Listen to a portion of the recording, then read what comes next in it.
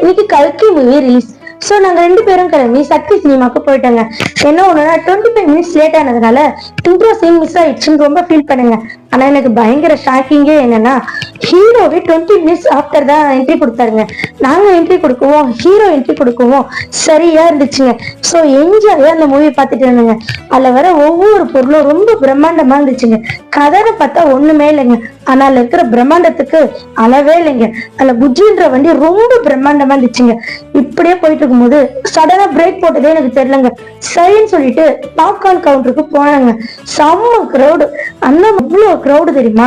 சரின்னு சொல்லிட்டு எங்க ஹஸ்பண்ட் அடிச்சு பிடிச்சி ஒரு டோனட் 2 ஐஸ்கிரீம் வாங்கினாங்க. சரின்னு சொல்லிட்டு ஆஃப்டர் படத்தையும் பார்த்துட்டு அந்த ஐஸ்கிரீமும் சாப்பிட்டாங்க. ஃபேமிலியா போனா கல்கி மூவி வேற லெவல்ல இருக்குங்க. ஏன்னா 3D ஃபிலிம் அது, பசங்க ரொம்ப என்ஜாய் பண்ணுவாங்க. சரி, நீங்க ஃபேமிலியா போயிட்டு வாங்க. பாய்.